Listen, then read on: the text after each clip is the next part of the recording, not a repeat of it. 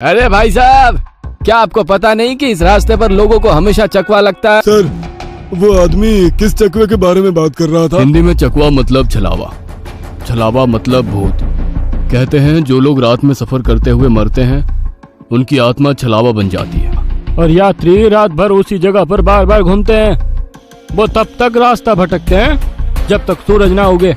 जैसे ही सूरज उगता है उनकी ताकत कम हो जाती है। मेरे कुछ ड्राइवर दोस्त हैं, उनको भी छलावे ने पकड़ लिया था।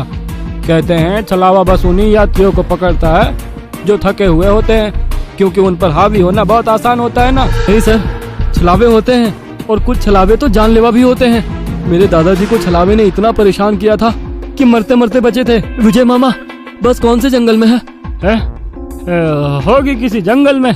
नहीं मामा, हम वापस उसी जंगल में पहुंच गए हैं जहाँ पर बस के सामने जंगली सुअर आ गए थे। सर, अभी इस छलावे से कैसे निकले? मैंने सुना है कि छलावे से बाहर तभी निकल सकते हैं जब सुबह हो जाए। इसका मतलब हमें रात भर इसी सड़क से गुजरना होगा। सर, आगे एक गांव आया है। ये तो मेरा गांव है, लेकिन हम यहाँ इतने जल्दी कैसे पहुँचे? इस कहानी के लेखक हैं धीरज कुमार सालुंके। ये आपका गांव नहीं है सर, छलावा है। आपके मुंह से बोरगांव का नाम सुनकर छलावा हमें बोरगांव दिखाकर गुमराह कर रहा है। लेकिन अच्छा हुआ बोरगांव आ गया। मुझे लगता है कि हमें यहाँ पर सुरक्षित जगह ढूंढकर छिप जाना चाहिए। और सुशील सर के घर से ज्यादा सुरक्षित किसका घर हो सकता है? लेकिन सर, छलावे में एक जगह पर रुकना खतरे से खाली नहीं है, और छलावा खुद में ही खतरा है। वो खुद में सुरक्षित जगह कैसे रख सकता है? तुझे मेरे से ज्यादा पता है क्या? बचपन से मैं भूतों के बारे में सुनते और पढ़ते आया हूँ। तू तय रहा। विजय मामा, बस सुशील सर के घर की तरफ ले चलो। सुशील सर ने ड्राइवर को अपने घर का रास्ता दिखाया, लेकिन तभी उन्हें उनके गली में लोगों की भीड़ दिखाई दी। बस आगे नहीं जा सकती थी, इसलिए उन्होंने बस दूर ही खड़ी कर दी। भीड़ में खड़े लोग जोर जोर से रो रहे थे और भीड़ का रुख सुशील सर के घर की तरफ ही था। भीड़ के रोने की आवाज सुनकर वे सभी लोग डर गए। सुशील सर बस से उतरे और भीड़ में घुस गए। उनके पीछे पीछे सभी भीड़ में घुस गए। वह सभी भीड़ को चीरते हुए सुशील सर के घर के सामने जा पहुंचे और आगे का नजारा देख उनकी रूह कांप उठी, क्योंकि जमीन पर खून से लथपथ 4 लाशें पड़ी हुई थी। और वो लाशें थी सुशील सर के बीवी बच्चे की और उनके माता पिता की। उन सभी की किसी धारदार हथियार से गला काटकर हत्या कर दी गई थी। खुद के परिवार की लाशें देखकर सुशील सर का दिल सहम गया और वो रो पड़े। ये क्या हो गया? किसने मारा उन्हें? उन्होंने रोते हुए एक आंख वाले बूढ़े आदमी से पूछा।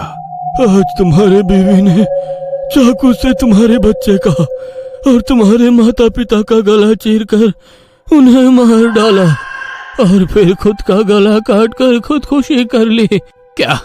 लेकिन क्यों?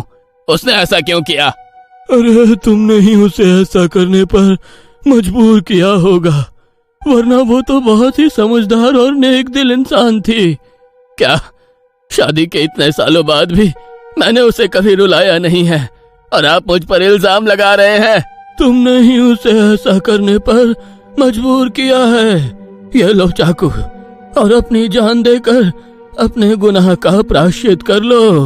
वैसे भी तुम अकेले इस दुनिया में जीकर क्या करोगे? खुद की जान दे दो, वरना उनकी आत्मा को कभी शांति नहीं मिलेगी।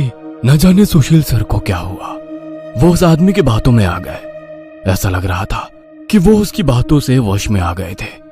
उन्होंने वो चाकू अपने हाथ में लिया और रोते हुए बोले, हाँ, मैं प्रायश्चित करूंगा, मैं अपनी जान दूंगा। वैसे पास खड़े ड्राइवर ने उन्हें रोका। अरे सर, ये आप क्या कर रहे हो? ये सब छलावा है, आपका परिवार नहीं है। आपका परिवार घर पर सुरक्षित है। तभी एक आंख वाला आदमी बोला, तूने अगर एक लफ्ज भी आगे कहा तो तुम्हें पकड़कर गांव के बीचों बीच सूली पे चढ़वा देंगे। यह सुनकर ड्राइवर डर गया और चुप बैठ गया। सुशील सर ने जमीन पर बैठकर चाकू की धार अपने गले पर रखी। सर, ऐसा मत करिए, यह सब कुछ छलावा है, इसके चंगुल में मत फंसिए सर। लेकिन फिर भी सर होश में नहीं आ रहे थे, इसलिए प्यून ने गुस्से में आकर उनको चांटा मारा। तब जाकर वो होश में आ गए और उन्होंने चाकू नीचे फेंक दिया। ये देख एक आंख वाला आदमी गुस्सा हो गया। भाइयों, इन लोगों को भीड़ से बाहर निकाल दो, इन्हें हम बाद में देखेंगे, पहले इस सुशील के बच्चे को पकड़ लो। यह सुनकर भीड़ में खड़े लोगों ने सभी को भीड़ से बाहर कर दिया।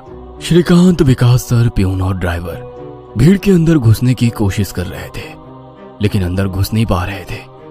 सुशील सर के हाथ पैर बांधकर उन्हें जमीन पर बिठाया गया। सुशील सर अपनी जान की भीख मांग रहे थे। मुझे कोई बचाओ, विकास सर, पांडु मामा, मुझे प्लीज बचाओ, मुझे बचाओ, वो चिल्ला रहे थे कि तभी एक आंख वाले आदमी ने चाकू से सुशील सर का गला काटा और उनका सर धड़ से अलग कर दिया। उसने उनका सर हाथ में पकड़ा और भीड़ के बाहर हवा में फेंक दिया। वो सीधे श्रीकांत और श्याम के सामने आ गिरा। वो दोनों चीखे। तब एक आंख वाला आदमी बोला, भाइयों, इन शहरी लोगों ने सुशील को बचाने की जरूरत की है, उन्हें भी पकड़कर उनका गला काट दो। वैसे भीड़ में खड़े लोग इन सब लोगों की तरफ मुड़े। वो गुस्से से इनकी तरफ देख रहे थे। तभी उन्हें बस के हॉर्न की आवाज आई। जल्दी से भागो, जल्दी करो। कुछ ही दूर बस में बैठे ड्राइवर मामा चिल्लाए। उनकी आवाज सुनते ही श्याम, श्रीकांत, विकास सर और प्यून बस की तरफ भागे। भीड़ उनका पीछा कर रही थी। ये सभी लोग जैसे तैसे बस में चढ़ गए। गांव वालों ने बस पर पथराव किया। बस के कांच टूटकर बच्चों के शरीर में उसके टुकड़े घुस गए, लेकिन उसमें से कोई भी नींद से जागा नहीं था, क्योंकि वो सब छलावे के प्रभाव से मोहित होकर सो गए थे। श्याम, विकास सर और श्रीकांत के शरीर में भी कांच के टुकड़े घुस गए थे। कुछ लोग बस के सामने खड़े होकर रोड से बस को तोड़ रहे थे कि तभी ड्राइवर ने उन पर बस चढ़ा दी और बस वहां से चल पड़ी। जैसे तैसे बस गांव से बाहर आ गई। हर कोई अपने शरीर से कांच के टुकड़े निकालने में लगा हुआ था। श्रीकांत अपने हाथ में घुसा कांच का टुकड़ा निकाल रहा था कि तभी प्यून वहां पर आया। भतीजे, रुक, मैं निकालता हूँ, वो बोला, क्योंकि श्रीकांत उनकी बहन का बेटा था। बस फिर से वापस जंगल में आ गई थी। न जाने कब वो छलावा उन्हें अपने गिरफ्त से छोड़ने वाला था। सुशील सर की अभी अभी मौत हो चुकी थी। हर कोई घबराया हुआ था। श्याम, अब बताओ हम क्या करें? अरे इसे क्या पूछना है? इसकी वजह से आज सुशील सर की जान चली गई है और हम सब मरते मरते बचे हैं। चुप हो जाओ। हमने उन्हें बचाने की कोशिश की, लेकिन वो खुद अपने भावना को रोक नहीं सके और इसीलिए मारे गए। इसमें मेरी कोई गलती नहीं है। श्याम सफाई देते हुए बोला, लेकिन अब हम क्या करें? हमें बस सुबह होने का इंतजार करना होगा और बिना कहीं रुके बस चलाते रहना होगा। अरे लेकिन बस में इतना डीजल भी नहीं है कि सुबह होने तक चले। अगर बस का डीजल सुबह से पहले खत्म हो गया तो हम इस छलावे का शिकार हो जाएंगे। हाँ, ये भी है।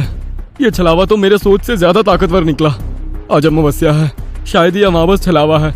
बुआ कहती थी कि छलावे के बहुत से प्रकार हैं, जिससे सबसे खतरनाक अमावस छलावा होता है। ये सिर्फ और सिर्फ अमावस की रात शिकार करने के लिए बाहर निकलता है। इसे अकेले 2 या 3 लोगों की शिकार करना पसंद नहीं है। जहाँ पर यात्री बहुत सारी संख्या में होते हैं, बस उन्हीं पर यह छलावा हावी हो जाता है। वो सबसे पहले सबसे ज्यादा कमजोर और सफर में थके हुए इंसान को ढूंढता है, उन्हें डर दिखाता है, और जब उसकी डर से मौत हो जाती है तो उसके शरीर पर कब्जा करता है और बाकी यात्रियों के बीच में रहकर उन्हें गुमराह करता है। उन्हीं छलावे में बस घूमता रहता है और जब सभी यात्री थक जाते हैं तब उनका शिकार करता है। और मेरे हिसाब से हम जिस छलावे के चंगुल में फंसे हैं वो अमावस छलावा ही है, और वो भी हमारे बीच में ही है। श्याम डरावनी आवाज में बोला। यह सुनकर सभी के होश उड़ गए थे।